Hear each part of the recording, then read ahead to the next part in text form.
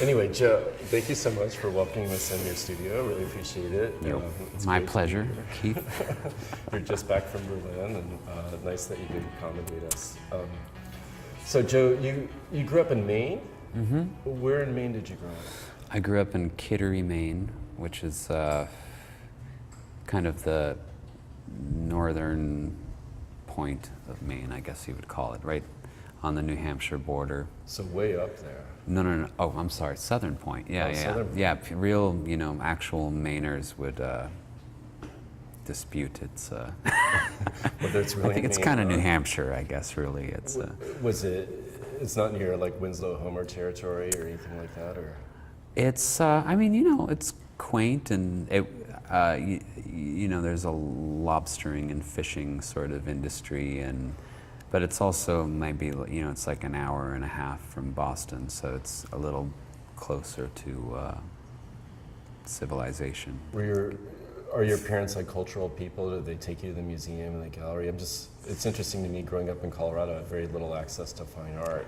But No, not really. I mean, no, I didn't really have any access to. what did your I didn't know anything about painting until I was at school, really, At until, college at RISD? Yeah. What made you want to go to RISD as opposed to any other school, or what made you want to study art? Or what was your access to any kind of art? Did you, like myself, my access growing up in Colorado was really comics. No, the same thing. Comics and, cartoons and, I collected the superhero comics when I was a kid and then sort of got turned on to underground comics when I was in high school. So, I mean, that was kind of my, and I knew about like the usual suspects. I knew about Andy Warhol and Picasso and, What of the big undergrounds? names. What of the undergrounds were particularly appealing, or did you ever have a eureka moment of like, oh my God, this is art as well as like comic narrative? And of course, it's all art. But. I remember having this, there was an issue of Smithsonian that I think had some kind of an article about, I think it was the High and Low show at the MoMA. And Really undervalued show, I think. But. well, I never got a chance to see it, but this article had they had an illustration of, there was a Crumb and then a Guston. And I had kind of ripped that out and hung it on my wall. So that was sort of, kicking around in my head back then. But Were you like the cartooning kid in high school? Did you do stuff for the paper or anything like that? I mostly just, I think that I was sort of one of the guys that could draw. So if, you needed something,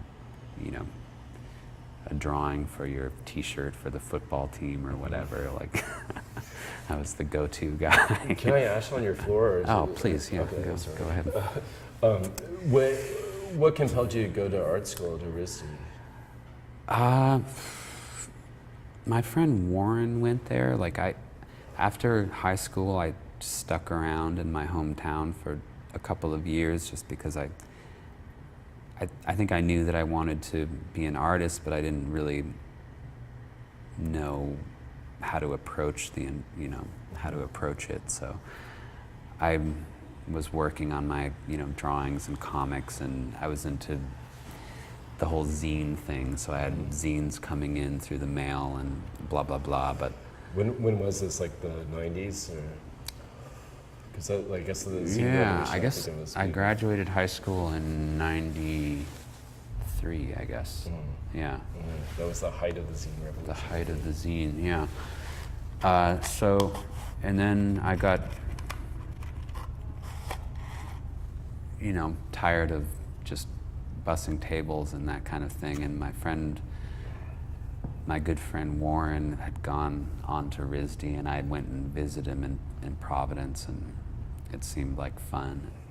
I caught on pretty quick that just my temperament, I guess,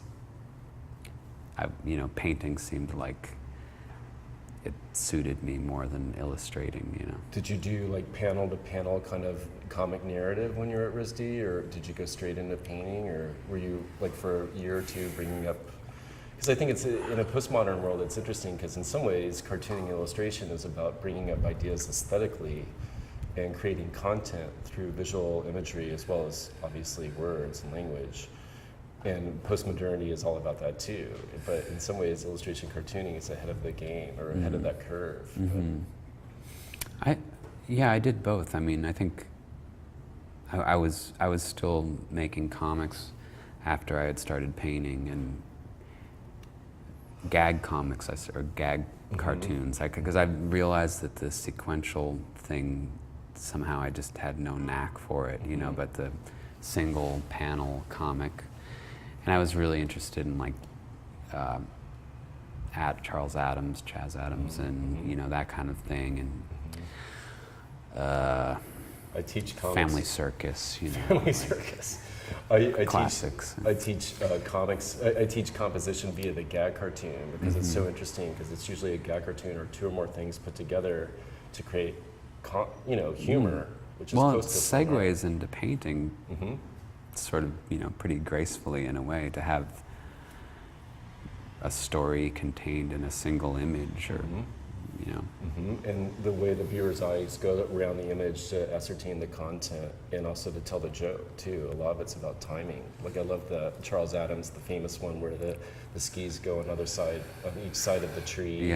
First you see the guy looking at the trail, then you follow the trail, you see how it goes past the tree, and then you see the skier. I mean, it's such a great composition. He was a master of the ink wash too. Absolutely. I mean, they're just beautiful drawings, you know. That were also edgy and, you know, in a calm way, subversive. You know, sort of the Tim Burton of his era. I think for people who didn't fit into the cul-de-sac suburbia of their hometown, Charles Adams gave them like a gothic edge to think about as children and adults. Yeah. No, I mean, there are lifelines like that. Like, you know, music obviously is more accessible, and punk was sort of important to me as a kid too, and that's, you know, a life. Oh, go ahead. Oh no, but you know, even if fine art isn't reaching your kind of Berg or whatever, you know, that's, at the time, punk music seemed like a, you know. Were you in a band at RISD? Yeah, I was in a band called Barclay's Barnyard Critters when I was at RISD. and this is the age of like Fort Thunder, right? Those guys were around, and so it was sort of commonplace. I mean, I love the idea of the East Village '80s, where cartoonists were making paintings, painters were doing comics. Everybody was in a band, and they were all hanging out. Yeah. No, it seemed like everyone was playing music at RISD when I was there. It was sort of just what you know, part of the curriculum. Or, I mean, I had a great time at school, and it was very, you know, I learned a lot during the day, but at night it was a completely, you know, a whole nother school, really. I was making landscape paintings for most of my RISD tenure, and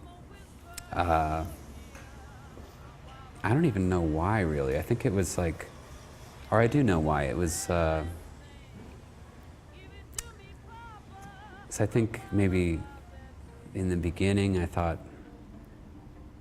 like, I was interested in Guston and Harry Hu and kind of painters that were sort of drawing from, I guess, the comic, you know, where I was coming from.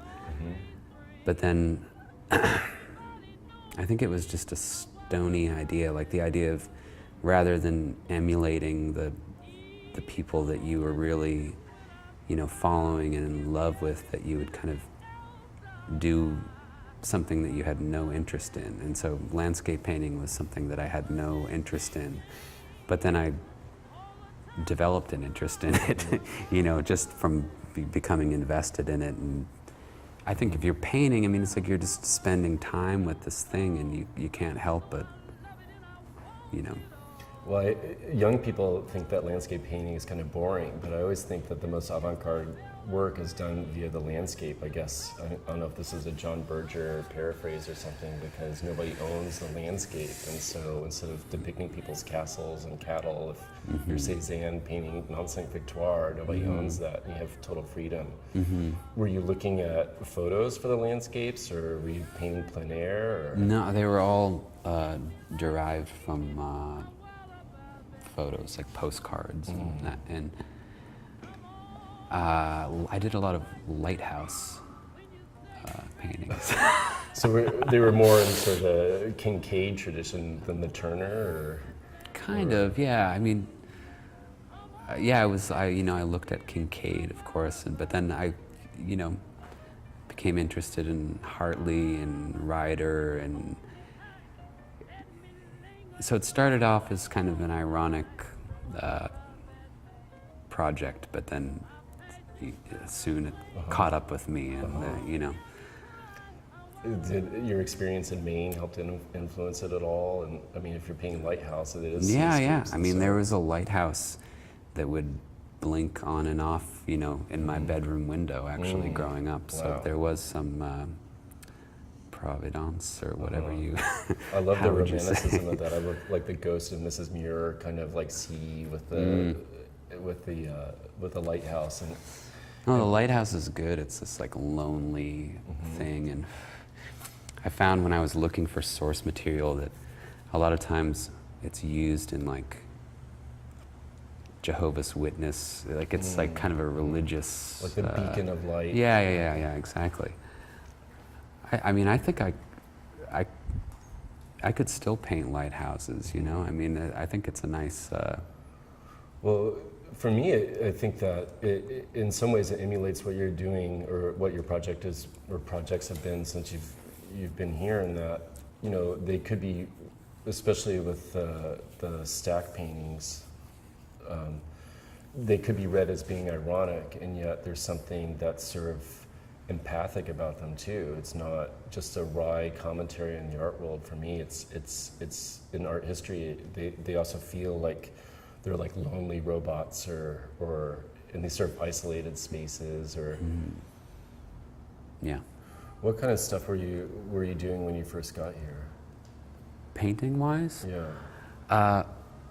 I was still making landscape paintings, and then I had this kind of tradition that I started in school where I would, during the summertime, I would make something completely different, like for some reason I thought it seemed like a good opportunity to shake it up, stretch your wings or whatever.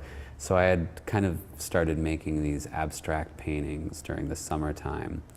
So had this thing where I was doing both, and then I guess it took a couple of years after I had got to New York, but the landscape, my interest in not my interest in landscape, but just the focus kind of shifted, like the abstract paintings became more interesting, and maybe it was moving to New York and just growing up and moving farther away, and it somehow painting landscapes seemed kind of mannered, or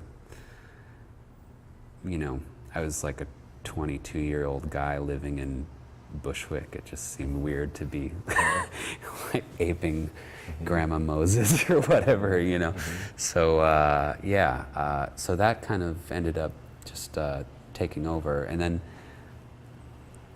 I did a show of these landscape paintings in Boston, and Kenny Schachter had seen the show, or seen images of the show or something. So he called me up, and he was interested in coming to the studio, and then he came by, and it was like completely different, But then he was excited about the newer work, so that was nice. And then I ended up showing these abstract paintings with him in like 2005 or something like that. That's it's amazing to me that in some ways you're doing these landscapes with some ironic attachment, and yet the antecedents of them are in modernity, you know, in that time frame perhaps. And then with abstraction, you're just going full on, you know, New York school. I mean, I haven't seen these particular pieces that you're talking about, but just the idea of abstraction at that time. Also, I think, I mean, it wasn't that long ago, but you didn't see that many abstract paintings in galleries and stuff. And did you feel certain freedom in that? Or? Yeah, I mean, I think I was very naive. I wasn't really so schooled in what was happening, and I was more absorbed in. I mean, I think also was just becoming interested in Hartley, and there's Dove, you know what I mean? And maybe I started to kind of shift in that direction a little bit, you know, and so, I mean, yeah, I had my head up my ass. I just didn't even know what was well, it's happening, funny, 'cause really. In the 90s, I was doing these sort of iconic abstractions culled from my unconscious, and people would see them and be like, what are you doing? I mean, the artists would really like them, but they just didn't fit in the paradigm of things, of post-modernity. And were you schooled in like postmodern theory and cultural theory and stuff like that? Was it a conscious rejection of that, or was it? You know, I think I knew, like, I knew a little bit about it, and then I was, and still am, I don't know, I think, like, I knew some of the grad students at RISD, and I could see that they were just getting forced into kind of like more and more narrow, I don't know how to say it, I guess I'm intimidated by the dialogue, or like I can't use it, you know what I mean? So I just decided to ignore it and risk looking like an idiot. That's important, right? To be a great artist, you got to take those risks and just go with your instincts sometimes. And I think luckily we're in a space where instinct has come back in a way, and I always think instinct isn't necessarily putting your brains in a bag. It's sort of your unconscious working faster than your consciousness can ascertain, and kind of like a, you know, it's smart kind of thinking, but it's more dream-like thinking. Right. Yeah, it's like, it's not rational thought, really. It's like a mess, you know? It's like a soup of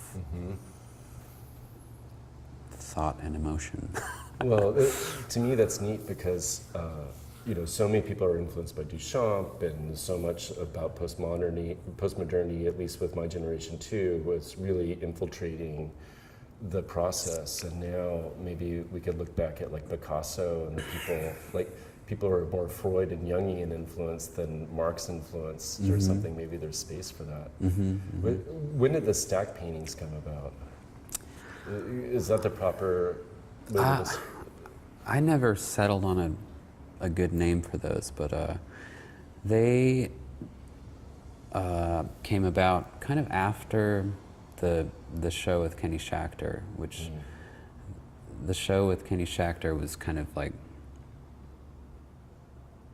they were, you know, single panel paintings, but some were monochrome and some were more painterly, and some were these kind of object-like, like stretched fabric, almost Blinky Palermo, although I was unaware of his work at the time.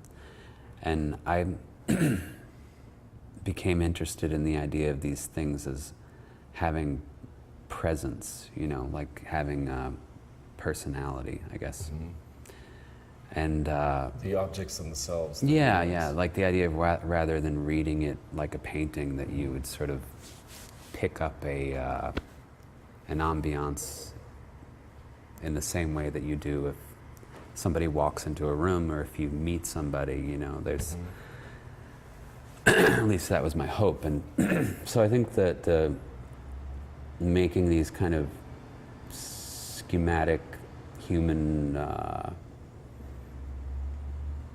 you know, like a human form out of stacked monochromes was just a way of literalizing the idea, you know. And with the early ones, were those stretch vinyl, or were they? They were painted. just very sort of, I mean, they were very cheaply made. I would just buy these like Friedrichs stretchers and make these things. With staples on the side. Yeah. Or no, I was actually, just sort of, they're really shoddily made things. And do you think of them when in the Kenny Schachter show, or like even in your studio, coming from a background that was enhanced by comics, perhaps? Did you think of them how they were juxtaposed to one another in a room, kind of like panels in a comic, or how they were reacting to one another? Yeah, that's always. I mean, yeah, it's very important to me, the way that one painting plays off another, and I do think of them in some ways as a mashup of minimalism and that kind of art history, along with maybe the cartoon paradigm where they're actually characters and actors, and in some ways too it seems like, of course, you might be poking fun on a cursory glance at that kind of minimalism because it's not as serious as maybe that history would incur, and yet with them they do have this sort of lonely feeling and or iconic representation of a person. I mean, I think part of the power of comics is that there's simplified forms that people could relate to because they are simplified, and so people are allowed to maybe project into them a little bit as characters, or at least I have a penchant for doing that. And when I've seen them, No, we had a conversation the last time you were over here where you mentioned the phenomena of masking, which is stuck in my head. Yeah. And that's like when, for the folks at home, that's when I get it from a guy named Scott McCloud who wrote this great book called Understanding Comics, and he said that the more simplified you make something, the more you could relate to it. And like superheroes all wear masks, maybe not as a conscious conceit, but when they're wearing a mask, and like maybe the boring ones, Superman and Batman, or Superman or Wonder Woman. Superman is not boring. I know, I like those guys too, but those guys. You could become Spider-Man because he's wearing the mask as opposed to maybe Right. Parker, Sure, it's more subjectively rendered. Yeah, I read an interesting, I can't remember who it was, but it was someone writing about Francis Bacon, and he was saying that the portraits, he compared it to the report when you shoot a gun, that there's this echo, and how, I guess his idea was that the portrait contained a piece of the soul of the sitter, which I thought was an appealing idea. But then if you have a human form that's painted or drawn or sculpted with no it's if it's not a portrait, if it's just like you said, a masked kind of I think you can project your own sort of person into that form. When you were creating these, were they in any way autobiographical? Were you like, how did you come up with the ideas of the compositions of how they would be standing or walking, or I'm saying that with, of course, projection, because who knows what they're actually doing, but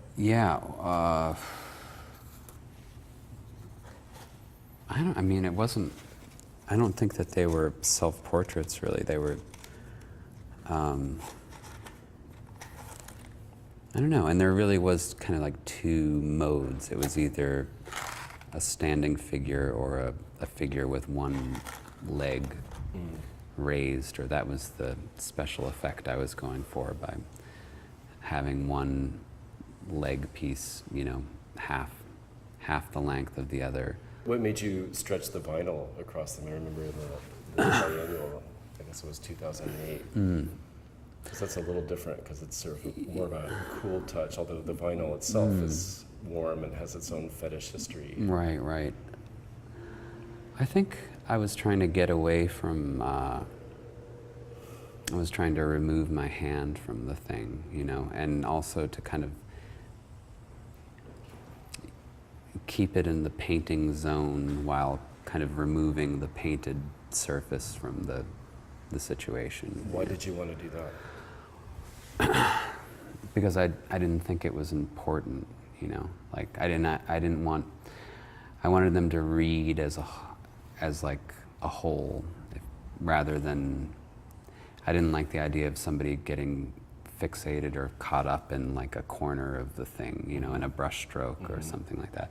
And I also didn't have I mean, I think Ellsworth Kelly's paintings read like that, but I don't know how he does that, you know? Like I didn't really have the know-how or patience to make this kind of seamless surface.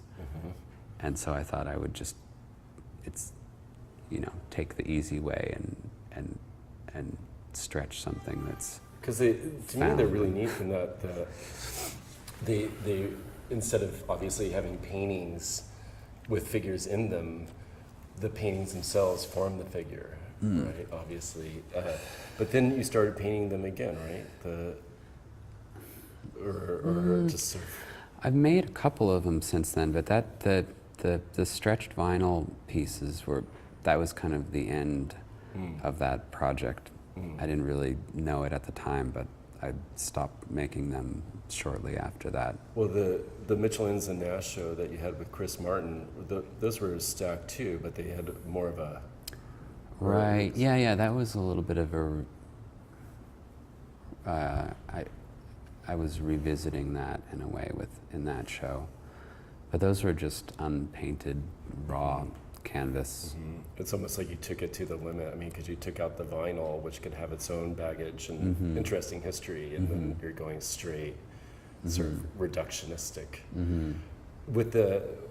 What then made you change with the show you had in Canada? What were those called? The Shmagoo? Shmagoo paintings. That was.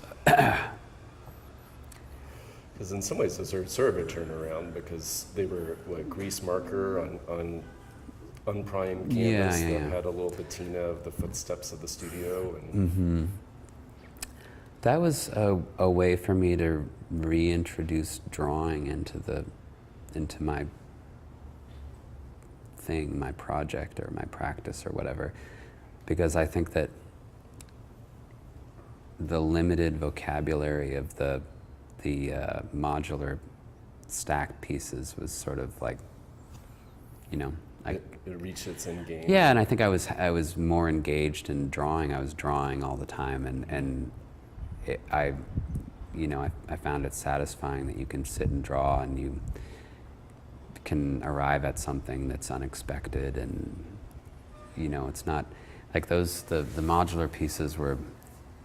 There was it was kind of pre-production in a way. You make these decisions, and then there was something really satisfying about it, because I would make decisions as far as scale and color, and then you just sort of do this like busy work, and then you don't see the thing until you hang it up, and then you hang it up, and it's sort of like it was dropped, like airlifted from somewhere.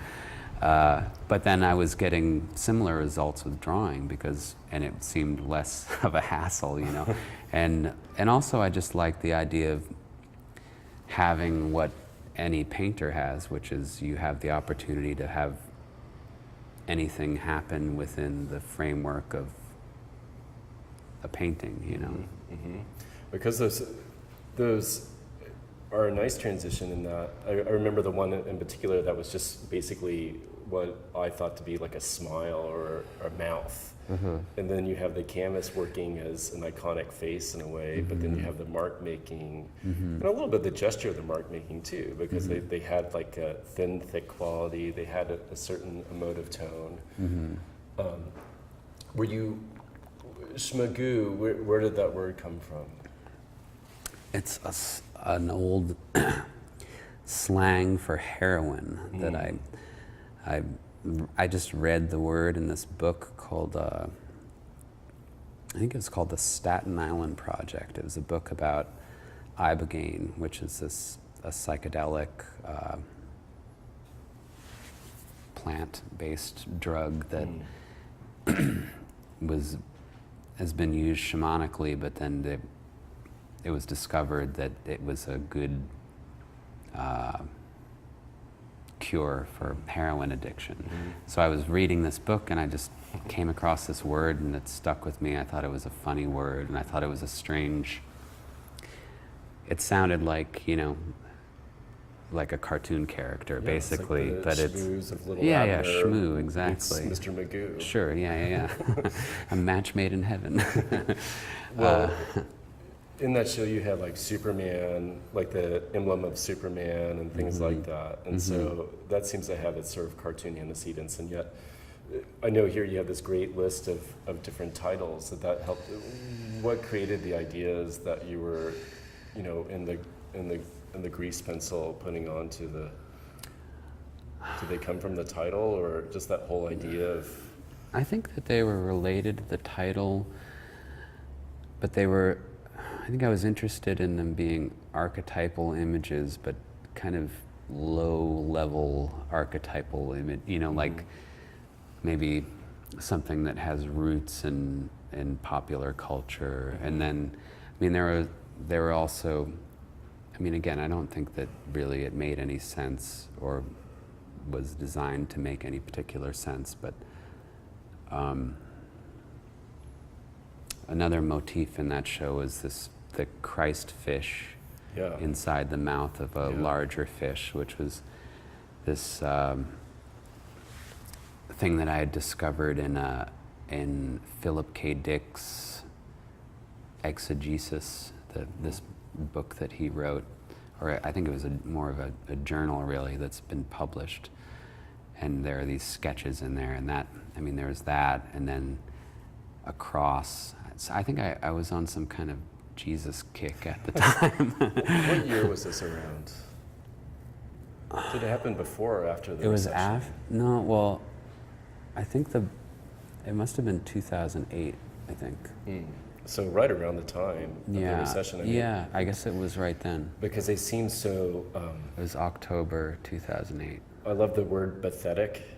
You know, this one. It's sort of banal meets pathetic, and it's a good advertisement for. Well, it's sort of romantic. You know, I think of like sort of Stanley Kubrick long pans over, you know, in 2001 of like the space station. You know, I always think of this when I'm in airport lounges and stuff. There's something kind of beautiful about them, but also something a little melancholic. Yeah. And I feel those paintings were.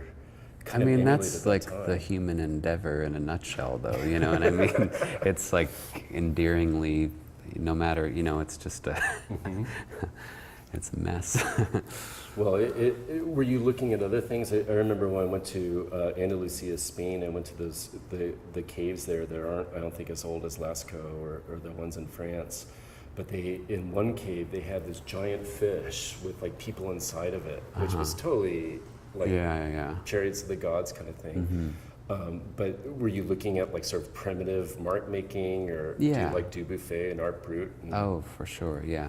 Oh, yeah, I was looking at all that stuff, you know. And your children, were they drawing things that were kind of like this, that were inspiration? Yeah. I mean, of course, having children and watching them draw is just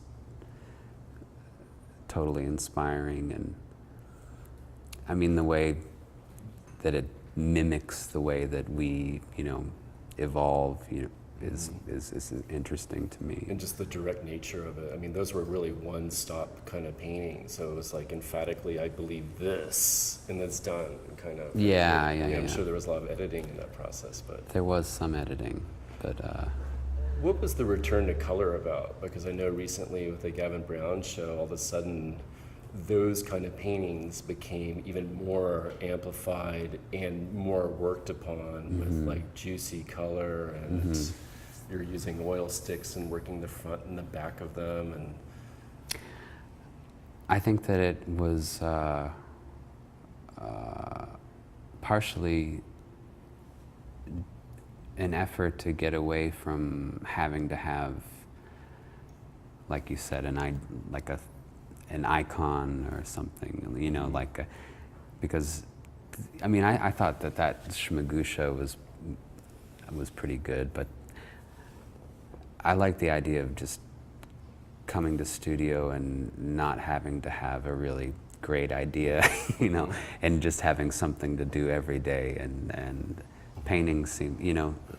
Well, those work like, in my mind, like kind of great cartoons in that you kind of got it, and yet there was so much resonance with what it is that you're getting conceptually that it kept you thinking with the iconic way that they're made and also in the hand.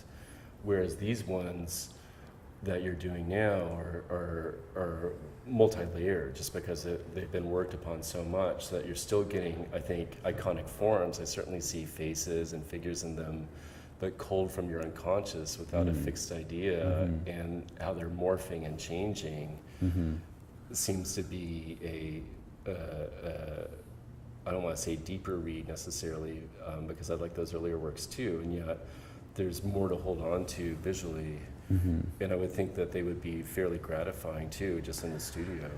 Yeah, I mean, it's just partially it's just modifying your studio practice.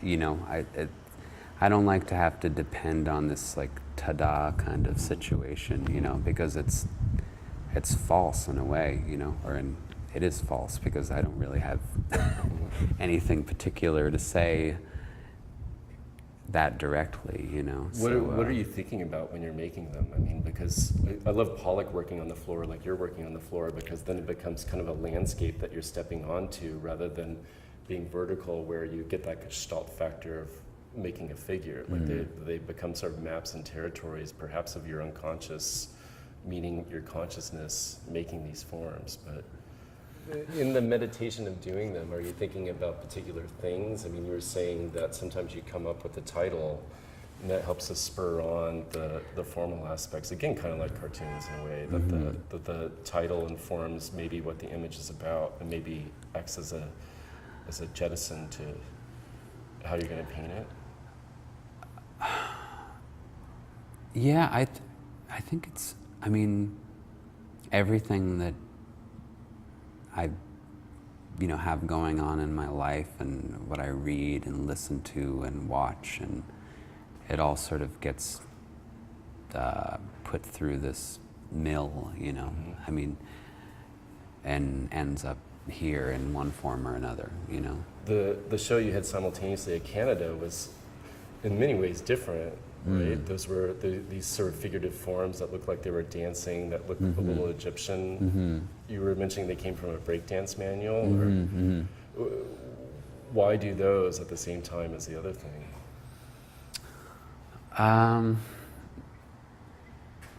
think that idea, I just had this book. I had this book that was sitting around, and I thought that they would make really good paintings, and but it was kind of practical in a way. Like, they wanted a show and Gavin wanted a show, and I didn't want to do the same thing in both galleries. And something about those, they were goofy, and I liked the fact that they, in some flat-footed way, related to Egyptian, you know, hieroglyphs. Or because those are neat in that they were pictures of figurative forms, whereas the ones that you're doing at Gavin's and the ones that you're continuing to do now, they're forms in a space, and yet with the patina of the canvas itself, the canvas itself feels like an individual that has this face on top of it in a weird way. Do you have any trepidations in the age of branding, of changing and going through different bodies of work that look different from one another? I mean, I love that, and I like to think I try to do that too. But you know, that's such a Picasso kind of idea, in that you're moving through bodies of work that, in our current time, seems antithetical to what people want. They want a certain thing that looks like something, and they want more of that. I mean, have you found that to be challenging in your career, or? Not really. I mean, I think that it's the way that I approach art making, and it just seems natural, really. And I think, I mean, I like when I see that in other people's work, you know, like I've always thought it was kind of strange, the idea that you should just settle on something and milk it, you know, like if you were a filmmaker and you made the same movie over and over again, people would think that you were nuts, you know. Or, you know, I love, like if you look at Bob Dylan's catalog, the fact that you can locate different moments in his life and different obsessions, like, you know, Nashville skyline is very different than Highway 61, and you know, it seems more true to life that you would jump around. It's neat that yourself and other people in the show, 8 Americans, are prone now to being able to change, and maybe there's space for that now with the helps of, you know, people doing this successfully and realizing that you know an audience can sustain that kind of growth. It's so important. Yeah, no, I think for the show 8 Americans, you chose a particular painting to be in the show. Why that particular work for this?